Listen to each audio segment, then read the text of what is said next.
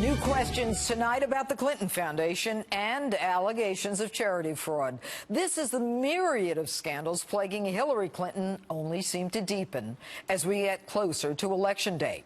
Here in a Justice exclusive with new details about the foundation, financial whistleblower Charles Ortel, who exposed GE before the crash, and columnist for the Pittsburgh Post-Gazette, Jack Kelly.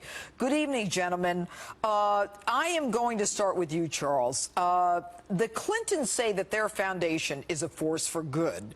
And in fact, Bill Clinton came out this week and actually said that he's kind of like Robin Hood, taking from the rich and giving to the poor. Is there any truth to that? I think it's just the opposite. I think it's Robin Hood in reverse. In fact, what he's doing is standing in front of money that's destined for poor and desperate people around the world and diverting it to his rich cronies and maybe to himself and his family. The fact is, with the Clinton Foundation, nobody really knows because they've never had an external, valid audit of their financial statements from 1997 to the present. No one really knows. Okay, now you did the investigation that basically identified the fraud that was going on in GE.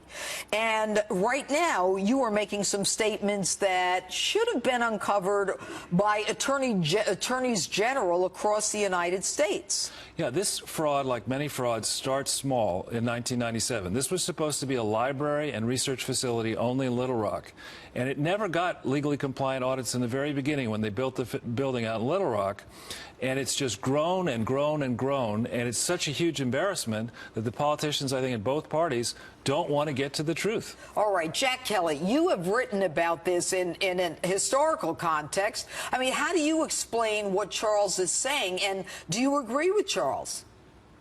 Well, what Charles, and primarily Charles and a handful of others, have done is expose what's not merely the greatest political fraud in American history. It's greater than all the others combined. And it's the whole point of the email scandal was to cover up the play for pay that's involved with the Clinton Foundation.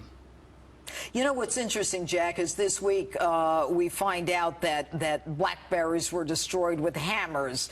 And after federal subpoenas were served, you know, lawyers from the Clinton Foundation get on the phone with Platte River. And, you know, at that point, 3 weeks later, they use bleach bit and destroy the records. But what percentage, Charles, of the foundation's money goes to charities? I mean, do we even know? You're just guessing. We're just guessing. In these type of frauds, the real step is not even in the numbers that you see. It's money is sent towards the Clinton Foundation, and nobody really knows how much money is diverted before it hits the books. That's the real issue. They've never had independent trustees. They've never had independent auditors. My estimate is you're talking with all the affiliates about $100 billion minimum, and in their books they only show $2 billion coming in for the period. $100 billion? Billion, counting all affiliates, counting the Global Fund, counting the UNITAID, counting Haiti, counting Tsunami Fund, counting, you know, there are lots and lots of affiliated entities which are supposed to be disclosed in these books but never have been. And Jack, in terms of your investigations, I mean, have you found similar frustrations or numbers?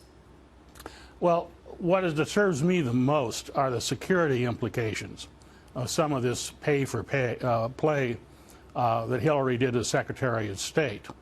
One was permitting the Russians to acquire 20% of America's uranium, and the other is the development of the Skolkovo Research Center in Russia, which is their Silicon Valley, which has become a transfer point for dual use, for military use technology, for the Russians.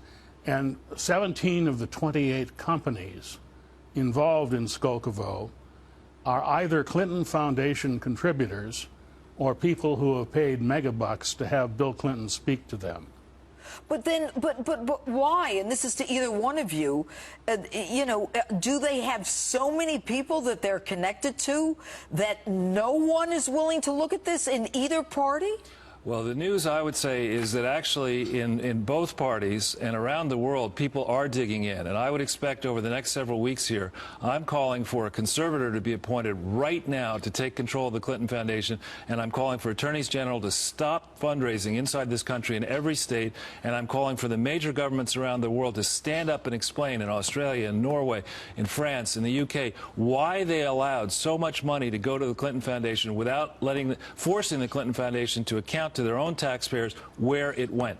And you know what's interesting is that, you know, with these 501c3s and these conservatives, these little organizations, are the IRS is on top of them. That's exactly what this is, a 501c3. But when you look at Jim Comey and Loretta Lynch, you know that there's not going to be any justice. Exactly. You know, the person in the IRS who was looking after this was Lois Lerner from 2001 to 2013. All right. Charles Ortel, Jack Kelly, thank you so much. We're going to have you back. We're going to follow this one. Thanks for everything.